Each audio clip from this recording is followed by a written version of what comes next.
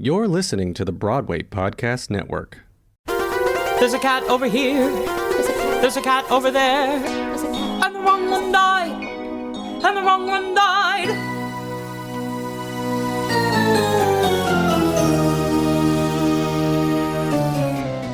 Welcome to The Wrong Cat Died, the podcast breakdown of the catastrophe. I'm your host, Mike Abrams, and today we have another amazing guest. He is one of the best theater content creators out there on TikTok and Instagram and everywhere else, and he has performed in all kinds of shows over the years. He's gone viral many times, more times than I can count, and he has told me he has some very hot takes on cats. So he's better known as the Broadway Bob. So welcome, Bob Bullen, and thank you for joining me. Thank you so much, Mike. I'm so glad to be here. I'm excited to have you. I know we've chatted for a while now about having you come on, and I know it's been, you've been in shows and it's been crazy and chaotic, but I'm excited to hear your takes. But I always like to start at the beginning. So start me at the beginning of your Cats history. When was the first time you saw the show? What was your first experience with Cats? Well, Cats is one of those shows that made me fall in love with theater. It was the first show that I ever saw as a kid. That's the one that I remember. We did go see a few at our home civic theater, but we went to the Broadway. We went to the Winter Garden. It was 1989. And we saw, none of the original cast was in it, but Laurie Beachman was Grisabella. And it was a show that just basically, like, my eyes just exploded out of my head. And I was like, what the hell is this? Yeah. And I love Cats because of that. It's my first seminal theatrical memory. So how old were you when you saw it first time? Were you like young, or? I was like 10, 11. Okay. Yeah. So not old enough to understand all the chaos that the show's about. Right. I understood it at a level, which is why the show was so brilliant in my mind, because like a kid is like, ooh, that's fun. And then the adults who are actually paying attention to what the show's about, which we'll talk about, will get something else out of it. So it entertains at all levels. But yeah, I was just dazzled by the lights and the dancing and I remember there was a moment where at intermission, the kids could go up and sit on old Deuteronomy's lap like Santa Claus. And I stood on stage to get him sit on his lap, and then I got too scared and didn't do it. Oh, I thought you were going to say you got cut in line, like there's just at the end, but no, you got too scared. I got too scared. I got too nervous, and you didn't want to be the sacrifice. No, I didn't want to go up there. I didn't know if that was part of the story, actually. Yeah. But yeah, I didn't want to be sacrificed. Wow, you were, and this is, I find it fascinating too, because that happens. And when I saw it the first time, they were still doing that, but everyone was going up to take their selfie with them. It's like such modern social media version. But in 89, you're going up to just see him and say hi. Like there isn't this like Polaroid camera version of this. Yeah. I don't even think we had a camera. I remember when we were sitting on stage waiting to go on his lap, we turned around and we could see the band in the wings. And and my memory, I don't know if this is true, but my memory is that they were like dressed in like garbage or something. Like really? they were hidden in I don't know.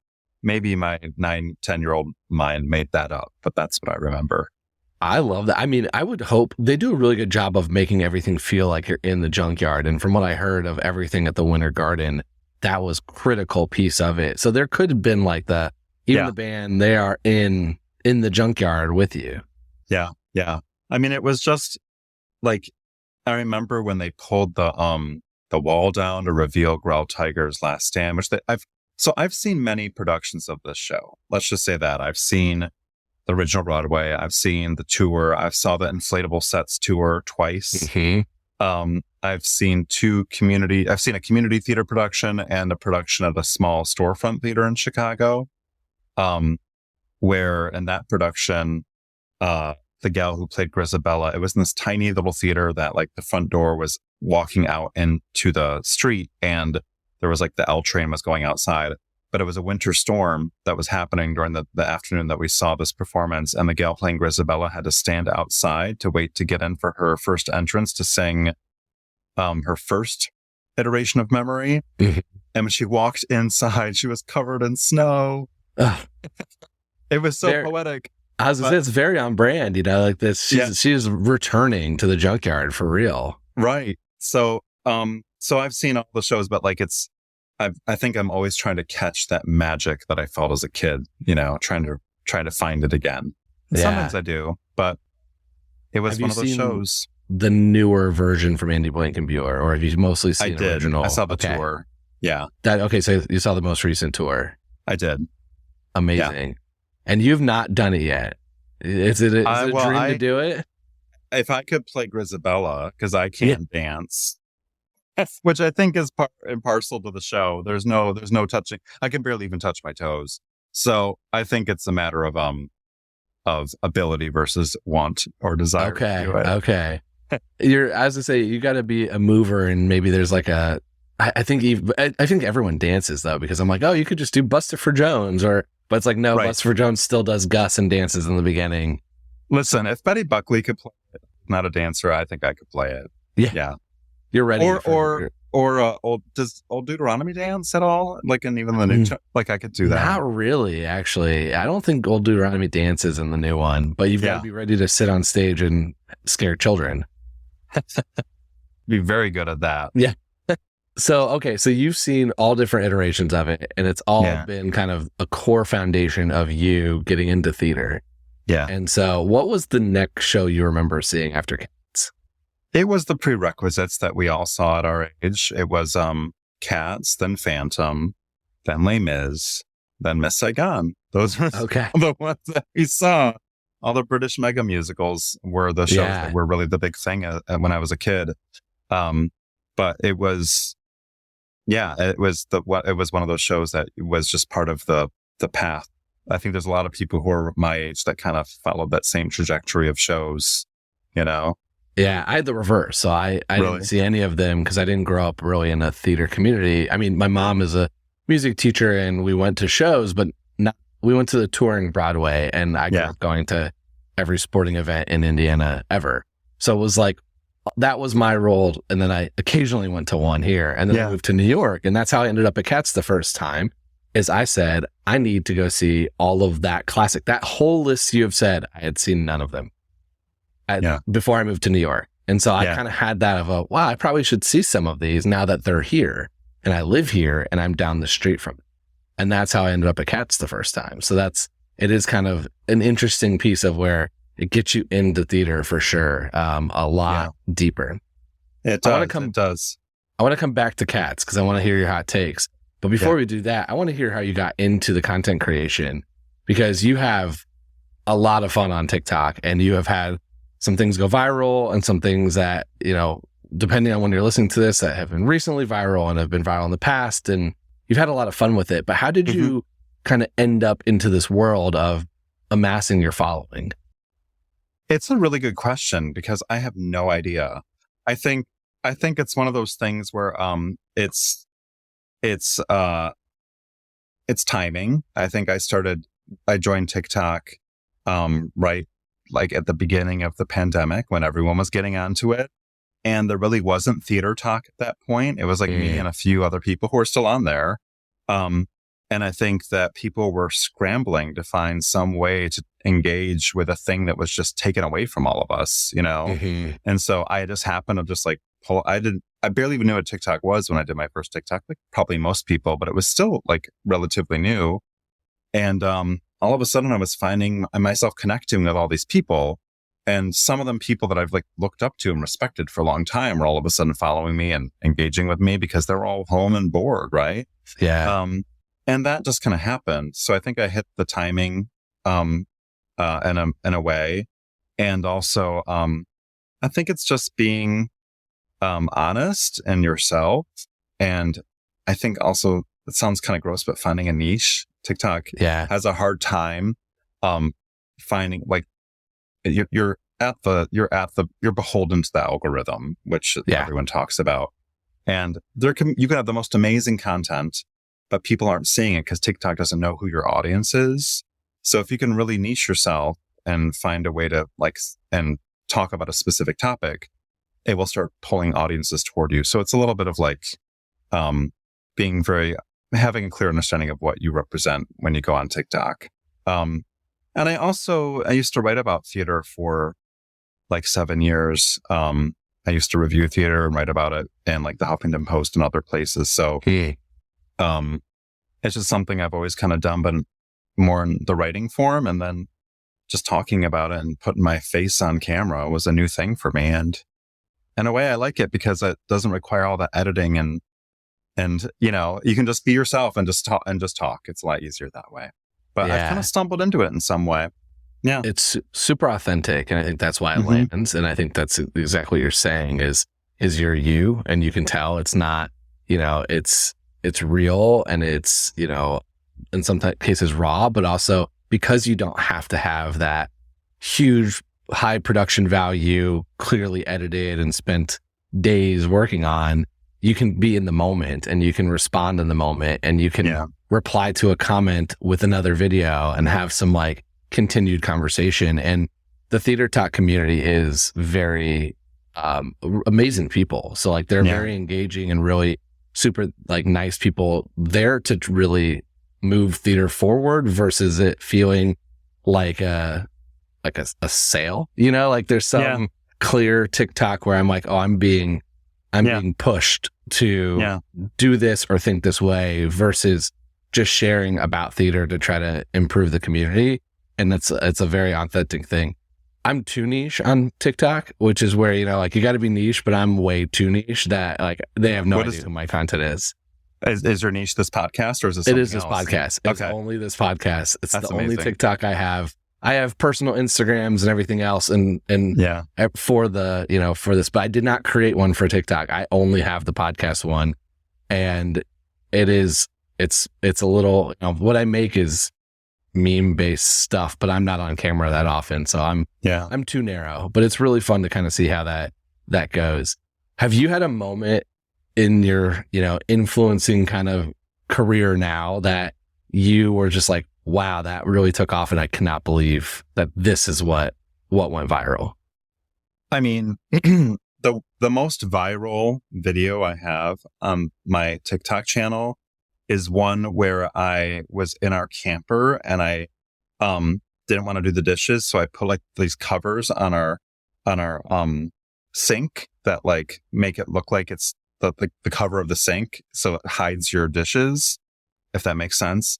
It got like 2 million views, and that's the one that got the most views, was that one. And I was like, I guess that's why TikTok. So to answer your question, that's the one I was like, really, this is the one that took like 5 seconds of like, look at this funny thing, and all of a sudden it went completely viral. So that's how I'd answer it. But there are ones that are related to what I talk about that have taken off, and I've and sometimes it's scary, you know, it takes off and all of a sudden you get like really you get a lot of visibility, and with that comes attention. And it's a weird thing to say, but being on TikTok, I don't particularly love attention. Yeah. I feel like I'm talking to my friends who love theater. And when it goes outside of that theater niche and goes to like the broader part of TikTok, then it becomes something else. And it becomes like you invite people that you necessarily don't want to engage with. You know what I mean? Yeah. I mean, it's a huge platform. So you're reaching all kinds of, it's interesting too, because it is so much less a follower based view versus some of the other social media platforms where you get shared what you've chosen to see versus this is what the algorithm thinks you'll like based on how long you watch. So there is that will have a broader reach. Yeah. Kind of like, and then you get like trolls that pop up. I remember this one time where I posted this thing about Eartha Kitt and like the best entrance that ever happened in the history of theater. And it was great.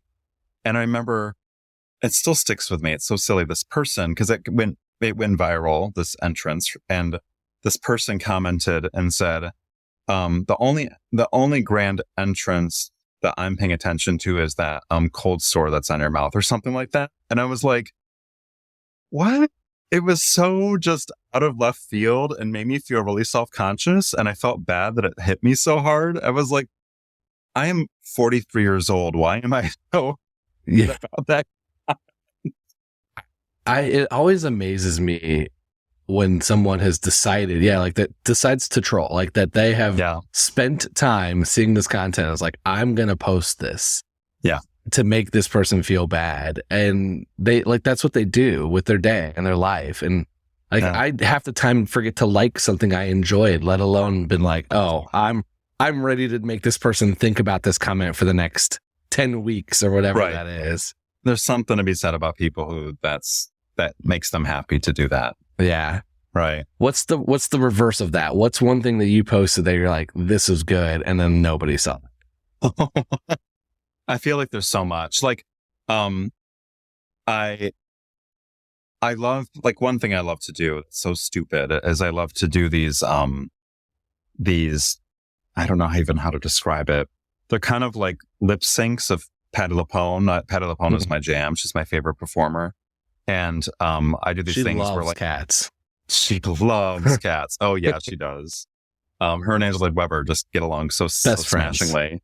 And I do these videos where I, like, basically, like, strip out her vocals and I sing as her. I don't even know what you call that, but I call it the lost footage Patti LuPone, the rare live recordings. And I work so hard at them, and I try to do them, and I have such a ball doing them, and no one ever. So the least views, and I don't really care. I don't really pay attention to that stuff, honestly. But I am just, it makes me laugh. Like, the thing that I work the hardest at just does not get, people just don't care, or the algorithm doesn't care, I guess. Yeah. Do you notice that there's stuff that is better on Instagram Reels than TikTok, and it's the exact same thing? Yeah, they're so weird in terms of how they gain an audience. I find I get consistent engagement on Instagram for the most part, but it doesn't really vary that much. And then I get, like, highs and lows on TikTok. Yeah. That's what I find. Have you done anything cats on TikTok? And if not, what's your grand cats plan here after this podcast I've done some things on cats. I did something about coming back for COVID and, like, being excited to see cats. I think I did something about the remember that news story about how Angela Weber was working on his the film score of Cats, and his cat got into his piano and destroyed the files. Yeah. That's one of my favorite stories. I think I did something on that too. Okay. Yeah. So you got a couple in there. I do. It's it's part of my DNA. Cats is part of my DNA. We're going to take a quick break, and then we'll be back for more of The Wrong Cat Died. All right, let's pivot now to the cats conversation. Let's hear all these hot takes. What's, first, I mean, I know you've seen it, but you've seen all variations of it. So let's start with, you've got a non-theater friend. Someone's coming to your TikTok for the first time. Not the troll. You got a non-theater friend. How are you explaining Cats to them? I would say that it is an exploration of humanity, but that would bore them. I would say first and foremost, it's a dance show. Okay. It's a show that, if you're going to really break it down, I think people seem to forget that it's more than just a musical. It's a dance review in a lot of ways. The dance is integral. Gillian Lynn's choreography, in my mind, is just as integral as the music, and the staging. So it's a dance show about cats. I mean, what more? Like, I'm not going to lie. That's what it is. They introduce themselves, and then one of them flies up into the sky, and you got to go for the ride. And I think the thing that is disheartening is most people know Cats based on the 2019 movie. Oh yeah. And they've kind of written it off, but I've been like, you gotta see, I want to take them back in time and have them watch the version of the Winter Garden. They'll be like, oh, I get it now. That's Cats, or the tour that's going around. But long-winded way of saying to your answer, I would tell a friend who has an interest in theater but doesn't know what Cats is. It's a singing and dancing show with a lot of great dancing about cats and a junkyard. And that's it. Don't worry about plot. Just watch the dance. No plot. And there enjoy. is a beautiful, and if I want to get really serious, to me, Cats is about, and I think even Betty Buckley described it this way. And I know that she has she's very, and I say this with all my love because I love her, she's very woo-woo about things. And she described it, and I'm like, I kind of agree with that. It's about presenting archetypes of human nature in the show, and how they, and kind of the progression of humanity through their archetypes. And at the end, kind of the divine kind of rebirth. at the end of it. And I think there's something in there. I'm not smart enough. There's something in there that's profound that I think Cats is more than just what we even might think it is. I think it has a message in it. Yeah, I love that because I think that I agree with it completely. I also, though, part of me thinks there's no way that in the 80s they were thinking that deep about this. They were just sitting there probably on drugs being like, let's do a show about cats where we're going to have great dancing. But you're right. And I've told a lot of people, I think the reason so many people find a deep meaning and relationship to the show is there is likely one cat that is extremely relatable to you as a human. Like there's one personality type or that architecture that Betty was mentioning that is you and that you can kind of relate to. And because you can relate to that, you can see how they interact with their family and their peers, and you can kind of feel community. And then sometimes if you don't feel that community outside of the theater or just in general in life, seeing that can give you that community that you can feel. And I think there's a big set of fans that have that or saw that at an early age from the show and realize like, hey, I can, like, this is how I can have this. And just because this person is different than this person is different than this person doesn't mean that they can't all be one big happy family at the end. Yeah. And I think that has always resonated really well with me. But it's also beautiful. I don't think that they thought about that. Like, it's so fun to like, it's a world that was built, but there's no way in the 80s they were like, we're going to make sure everyone relates to these people. They were probably there going, let's like, my first joke about this show, which is not anywhere on the podcast, was like, I imagined how he pitched it. And I saw the X Factor version of the show as was my interpretation. And it was like, that was the Cats was the punchline of like, here's how we're going to make it different from American Idol and different from all these other shows. It's like, we're just going to dress them up as cats. Mm-hmm. And I think that that's kind of what went through their heads of like, oh, we got these cool poems, but no, like, let's go all in on cats the same way we're going to go all in on trains. And we're going to go all in on all kinds of other stuff that he did in the 80s. But it has this weird world that it built that if you really can, like, I can have 150 episodes about this show, breaking down characters and assessing their relationships and everything because of that world that was built. But I just don't think that much thought went into it. You're probably right. I mean, a broken clock is right twice a day or something. Like there's like they threw a bunch of stuff at the wall and for some reason it magically stuck. And I think, if there's meaning there that wasn't intended, it's still meaningful. It is.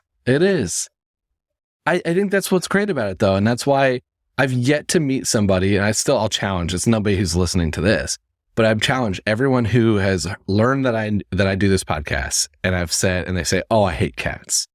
And I go, why? Give me like your reason why. And they're just like, oh, I didn't like it. But nobody has a real reason. No one can articulate why they hated it. Everyone can articulate why they loved it. And I think that that's a really interesting part of this show is there are plenty of shows I've watched, and I will not put them on blast, having been to a lot of theater since I moved to New York, that I can say, I can tell you exactly what of this show I did not enjoy. And this is why this didn't work for me. And this is why this wasn't there. I don't find that in Cats. It's just weird. And that is what people don't like, potentially. Mm-hmm. But there isn't that, like, it's still beautiful dancing. It's still really great singing. The set is incredible. It tells a redemption story. Like there's a little bit of a story and there's meaning behind all of this stuff that's happening. Mm-hmm. And it's got 44. Where are we now? 45. I don't know what number we're at this point. Years of proof that it works. Yeah. It doesn't need to defend itself. It already knows that it's successful. And I think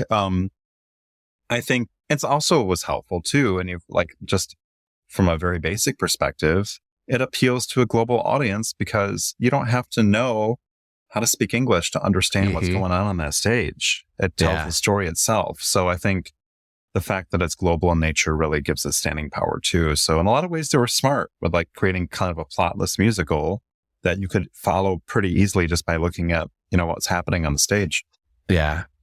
Yeah, the first time I saw it was a very international audience, which is, I felt the same way of like, the kids can get it. If you don't speak English, you can get it. Yeah. I really want to see it in German.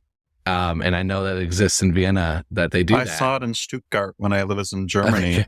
in Okay. 2002. Yeah. And It was a Broadway recreation. It was a great production. that is amazing. All right, Yeah. what are some of your hot takes on the cats, like the characters? Like who do you love, who do you hate, who are you like disagreeing with? Like where are you with the actual cats?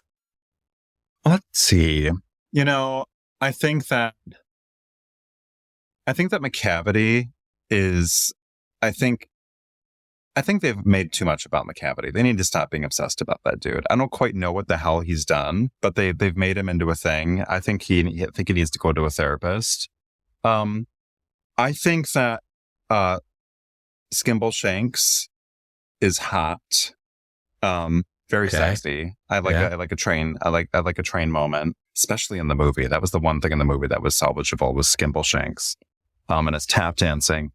I also think that Mungo Jerry and Rumple Teaser, I vastly prefer the Broadway version of that song. And I think that the London version is so inferior that I hate Mungo Jerry and Rumple Teaser when they sing the London version.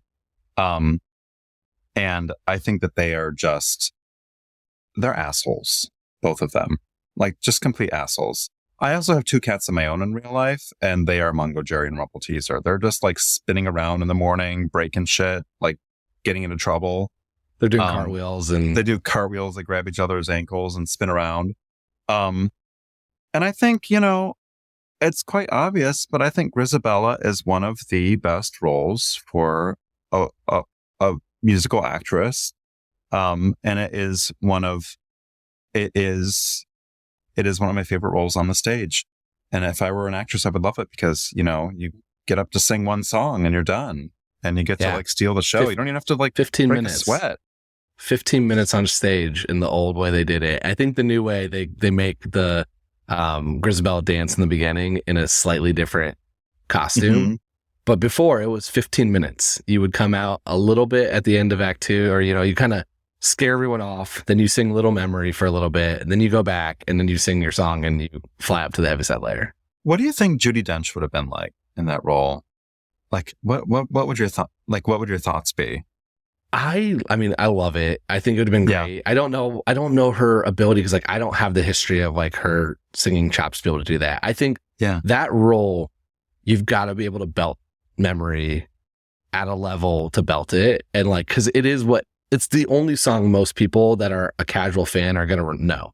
Like they're going to walk in and they're not going to know anything else about the show, but they will know Memory.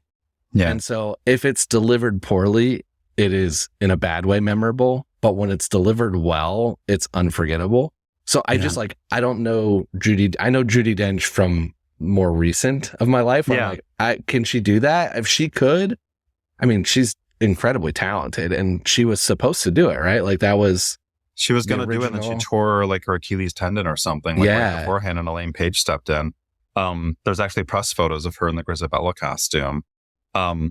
She did. I think that she would do a good job. It wouldn't be the powerhouse belting, but she did play Sally Bowles in, I think, the original London production of Cabaret, like 15 years or 20 years prior to that. So she could have surprised us all. I just was curious because it's so interesting how that role became a belting powerhouse role because of Elaine Page and the fact that she stepped in and did the team a solid. So yeah, but those are my hot takes. I love Grizabella. I think she's one of my favorites.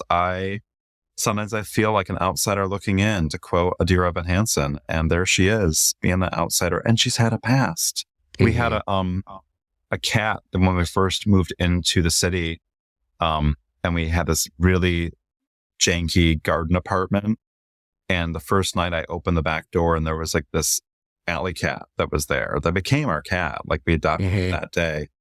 And it was our little Grizabella. She was just like, she had a past. We don't know what it was. She might have been glamorous. But you welcomed her in, but you didn't sacrifice her right away. We didn't sacrifice her right away. No. Okay. I want to go back to, so do you think it's an interesting take of like, because Elaine Page belted it so beautifully that it became a belter's role. Do you think if somebody else didn't, that like we have a different, not take on the show, but like, does that become less important into the scenes and everyone's thinking about Tugger or Mustapheles' dance number or just the ball in general. Like, I think so much emphasis goes on memory because of how powerful it is. But do you feel that there was maybe a different path for this show? I think it's hard to think about that show not being the way it is now. But I could see a world where Grizabella is more, it's not so much based on the powerhouse belt, but it's based on the Judi Dench interpretation of that song, and really giving it that heft. I mean, woman won a Golden or a Academy Award for Shakespeare in Love, and she was on screen for maybe 5 minutes. Like, she can walk in and like steal a scene in her own special way. So I could see her doing that. That's why I'm so captivated. Like, what would she have done with that we would not have anticipated? Like, she would use the song Memory as some type of she would have turned it into something completely different. I think there's so much emotion and fatigue of like, this is all I have left that I'm giving you. I feel like she would have leaned into that a lot harder. It's so funny because Betty Buckley talks about how when she was cast in the role, they didn't want her in it originally because she was seen as like they looked at her as like this healthy, vibrant woman, and she didn't radiate kind of that sickliness that they were looking for in the role. I'm like, Elaine Page, I don't see her as like, she's like bubbly and British, It completely. And I really think a lot of my and we'll get to the Jellicle Choice, but a lot of my argument is that I have not seen, and even Betty Buckley and Elaine Page weren't old when they did it, but I've seen like really young Grizabellas, in their 20s. And it's really hard to be like, oh, this weathered old cat when they're 22 or, 25 or even 30. And they're coming on and just like, as much as they're playing it, it doesn't have that emotion of having, like, I go back to the 1998 movie and you had Sir John Mills as Gus. I'm like, he looked like he was going to die on stage. Like, he was old and blind and like embodied that versus on tour, a 25-year-old coming out to be Grizabella. And I think that like, they can make up for it with the emotion and the acting ability and the powerhouse singing. Yeah. But it's like, I'm like, go next year. The material kind of supersedes any like age thing. And of course the makeup. I mean, I love that Inflatable Sets tour because it was so rickety rackety, but the cast was so talented. And I love seeing that the gal who played Grizabella, I remember, was also the company manager. I'm like, they're keeping it lean. I digress though, but I think it's a matter of it's really contingent on having a woman who can really deliver that song, And I keep bringing up Betty, but you probably read about she went through this whole challenge of being told she had to stop the show, and she didn't know how to stop the show, but then she eventually learned how to stop the show. Fascinating. I think, with so much history, there's just so many ways it can go. And my joke is I want to do an Edwin Drew style one. Like, I want a version where we get to vote and pick somebody different at the end. And I'm like, why can't we have it? Like, we got Ballroom Cats coming next year. I know. What's your take on that? I'm sure you've talked about it with others, but what do you think? I cannot wait. I am so excited for them to tweak it and fun. And it's such an amazing producing group and director. I'm hoping to do all kinds of stuff with them next year when it comes, and I will definitely be there. They are a very, very talented bunch to like rethink this, and so I'm excited to see what they're going to do and just how they're going to completely redo it while still having enough of it to like play off of the, hey, this is still a little bit of Cats, but it's different. I do have one other hot take of crazy. Cats. Christopher Jones is a boring song, and I will always skip it. So you need to go on the Royal Caribbean cruise where they do the Oasis of the Seas, because he was cut from the show. Oh, brilliant. See? So you're ready. We all, and I'm sure the show was much better for it. That was the cut. They needed to make it a no intermission 90-minute show, and Christopher Jones was one of the Cats. Just like, we don't need him. Perfect. That is a hot take, but not a flaming hot take. I think a lot of people. I guess not. I think there's some consensus there. Okay, let's do some rapid fire so we can get to the real important question. I know you've kind of already answered this already, but if you could go on for one night as any cat, who would you want to perform this? Is it Grisabella still? I would think, if they were looking to cast gender blind, it would be Grisabella, but then it would also be, I think that Old Deuteronomy has some of the most beautiful music that Andrew Lloyd Webber's ever written. I think his little musical monologues are just so great. Mm-hmm. Those are my two. And I'm a baritone. So yeah.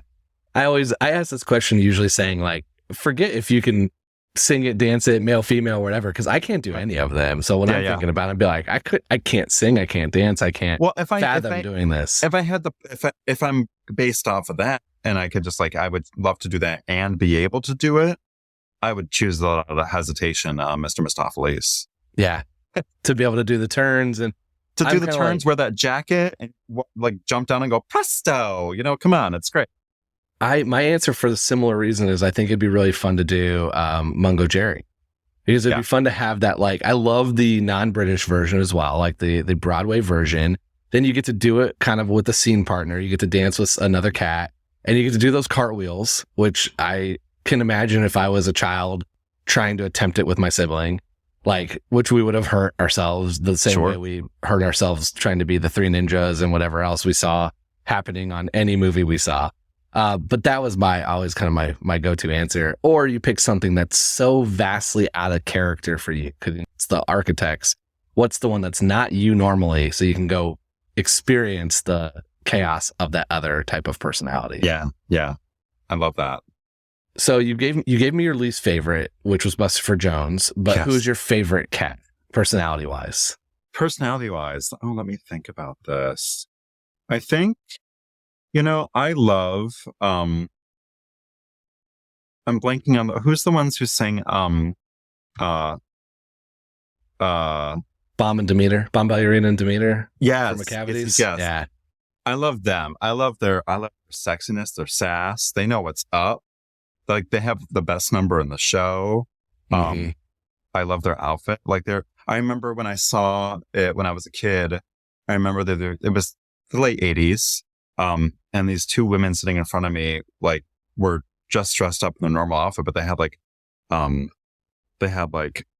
of mohawks and they were wearing very tight, colorful leggings and stuff. And they looked like them. Like, oh my God, it's the Cats. But they're just sort of New York gals out on the just town. Just normal. And I remember them that's so New York. So they're my jam. Both of them. I love it. Is that your favorite song? My next question is favorite song from the show. I mean, besides Memory, of course, but I love that song. That's one of the best female duets. And there are not a lot of female duets in musical theater. That's one of the best. Yeah. My fun question, which cat do you think would be the best content creator? I think it would probably be Rum Tum Tugger. He would be out there, with his peeps. He would be doing something with his, he'd be creating a little cult on YouTube, I'm sure. Yeah, I've thought about this because of, like you said, you've got to be niche. That there's a lot of ways to answer this question. I could see Buster Jones cooking. I could see Victoria doing all the TikTok dances. I could you could see Bomb and Demeter doing all the same type of, back and forth kind of voiceover comedy dances. There's just so many ways to doing knitting talk. Knitting, yeah. Exactly. Skimbleshanks is creating something, the people that build all those crazy things or be a Mark Rober. Yeah. There's endless options. I mean, they all could go viral. They just need their moment. Yeah. I love that. Okay. Important question. I have argued at length that I don't think Grisabella is the right Jellicle choice. Mm-hmm. So are you going to defend Grisabella or are you going to choose a different Jellicle choice? I have to say Grisabella's the right choice. I have to. I mean, I know it's going against your entire vision for this podcast, but listen, she has an opportunity to she had some crap happen to her and she needs a fresh restart. I feel myself these days with everything going on in my life. I feel a little bit like a Grisabella. And damn if I wouldn't love to like fly up in a saucer and be pushed into the clouds and come back reborn. Like that would be the best thing to happen to me right now. So I really think that Grisabella was the right choice. Okay. I'm very sorry. No, I mean, she still has more than half the votes. But it's just over half. And that to me is vindication that a show that has been around for 40 plus years, I've got at least almost half of the people saying, you know what, you're right. There's different ways. Let me ask you a couple follow-up questions, and we'll see if I can slowly talk you out of it through some logic and reasoning. Okay. If you're Old Deuteronomy, what's your criteria every year for the Jellicle Choice? The one who needs it the most. The one who can belt the best. The one who I think has purest soul, perhaps. Okay. And that one, you had me Grisabella until that part. Because I think you could argue need, and you can, I mean, belt for sure. Yeah. But purest soul, I don't think would be Grisabella. I think she's lived a hard life, but she has a pure soul.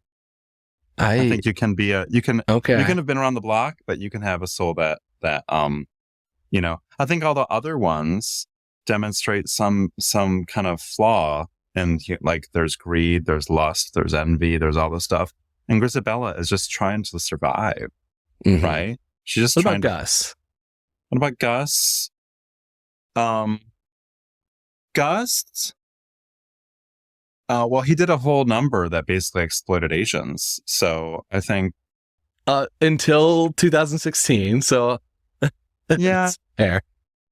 I mean, he is longing for stardom, you know? So there's still some, I can he's longing for, he's not living in the moment. He's living in the past. So who's next year? Let's say we axe Grisabella this year. Is there somebody else coming back, or who's next? Like, how do they make next year's choice?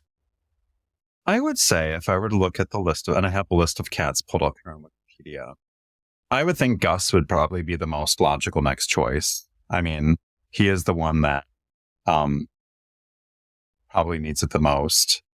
And I think, I think the rest of them would be just fine. Maybe Victoria.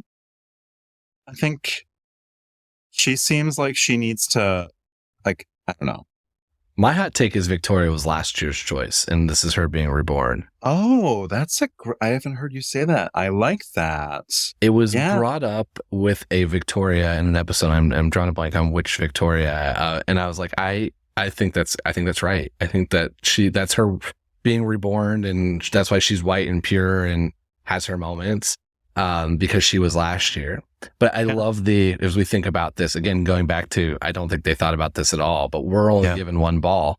Yeah. And I'm sitting here going, well, who's next year? Who's the year after? What other Jellicle cats are out in the wild that we don't even know about? Yeah. Yeah. I think that there's a cat that's still out there that we don't know of. I don't think these are all the cats. Because if I were Old Deuteronomy and I'm looking at the list of people, I'd be like, y'all are jerks. You need to get your shit together. And then maybe you can be considered for the hobby sub player. Okay, so if we have a cat out there that's unnamed right now, what's that cat's name? What's your guess on these names are crazy. Snifflebottom. Snifflebottom. I love it. And what is Snifflebottom's story? Snifflebottom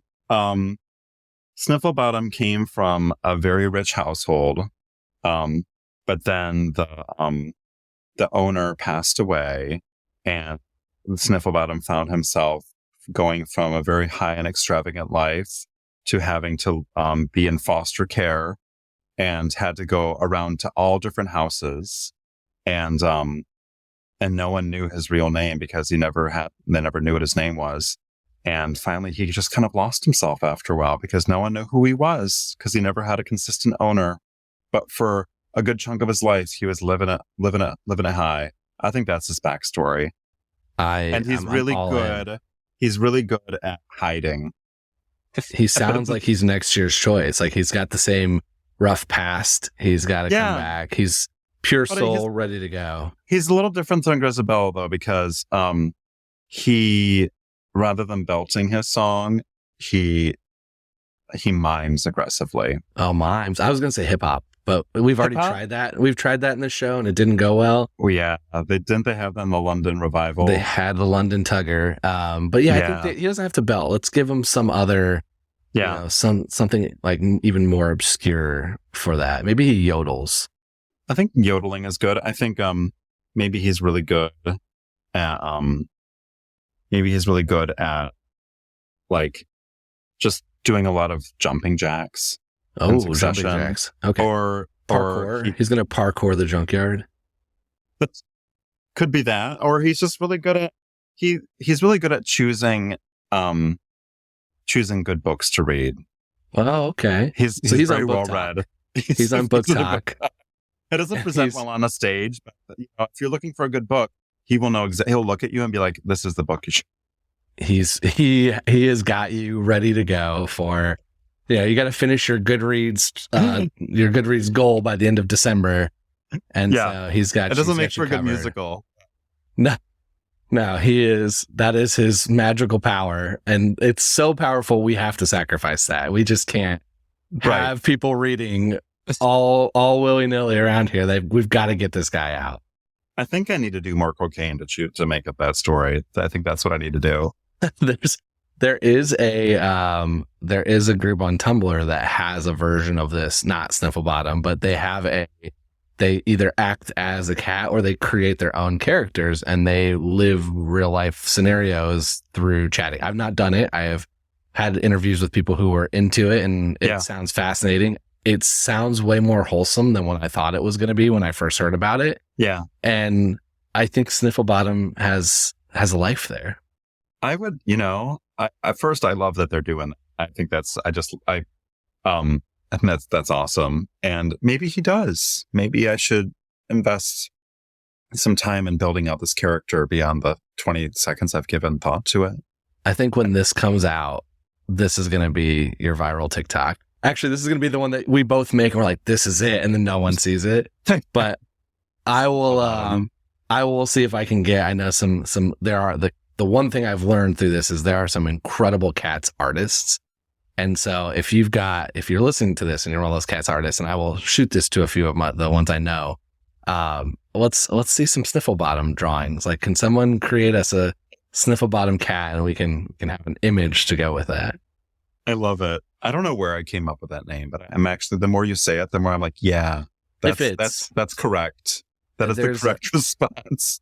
I have joked about this at length, and I know it's in the poems, but Peter is my least favorite cat because you have the Rum Tum Tugger and Mr. Mistopheles and Mungo Jerry and Rumple Teaser and Peter.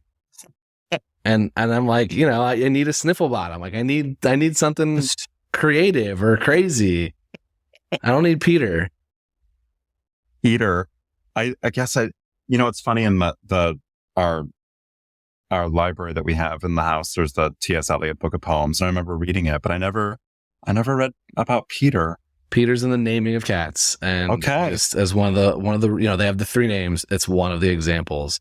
And the bus Gus in 2016 is called Peter when they dance in the ensemble. And I'm always like, they're just usually not named, or there was other names for that cat. And for some reason it was Peter in there. And the whole time I'm like, you get to do Gus, you get to do Buster for Jones, and you also have to do Peter. What's the best name that someone's come up with for that answer? Do you remember? I've never, for the Tumblr. Yeah. I don't remember. They all had different, they've created their own characters and it's like their own personas, but I don't remember any of the names. I was asking about when you asked, what would the name of the cat be that if you were to choose a cat? I've only asked that to you. I've never asked that. Special. Yeah. No, I was, I like the idea of thinking that there are more out there. Cause one of my anti-Grizz arguments is that if you are saying that there's her need because she's been away, then do we have a cat every year that's coming back? Is that part of how Old Deuteronomy is choosing? And that makes me think, how are what other Jellicles are out there in the world that we don't know about because they weren't there tonight at this ball? And then it's like, wow, that's a whole different story. That's Cats 2 and 3 and 4, because Yeah. you can start following all the different characters. I think that all of the cats become like Grisabella at some point, you know? Mhm. They're all like, that's not me. It's about entitlement, and then realizing that life actually, like, and then succumbing and becoming humble to the reality of life in some way. And they're not, I think humility is one of the things that's part of the choosing of it. So that cuts the Gus out. That's how you're getting Gus out of there. Yeah. I love it. This has been so fun. We're gonna figure out Snifflebottom. I can't wait to get that. Try to figure out a drawing for that, and I have to come up with his. I have to come up with his introductory song. Yeah, what's his song? The style. We can have somebody choreograph a dance.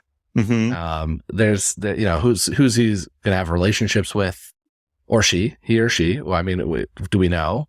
That's still to be determined. We don't know. Yeah. I maybe after this I'll type in a chat GPT and say, write the lyrics to a song in style of Angel Eyed Rubber for a cat named Snifflebottom. And we'll figure out what it says. Let's see what we get. I love it. We will share all of this when this episode comes out. So cool. This has been amazing. Thank you so much for taking the time. How can people find you, stay in touch with everything you're doing, and keep up with you? Yeah, you can find me on Instagram at the Broadway Bob, and on TikTok just Broadway Bob. I also have a podcast that I'm really proud of called The Sunset Project, which is about the musical Sunset Boulevard, which is not that dissimilar to Cats in terms of people's love of it, but it is having a resurgence with the revival in London right now, which is great. But yeah, that's how you can find me. Even more Andrew Lloyd Webber, craziness, which is fun. Well, thank you. And thanks everyone else for listening to this episode of The Wrong Cat Died, the podcast breakdown of the catastrophe. To follow along, you can subscribe on Apple Podcasts, Spotify, or anywhere else you listen to podcasts. Follow us on Twitter, Instagram, Threads, and TikTok at The Wrong Cat Died, or check out our website, thewrongcatdied.com.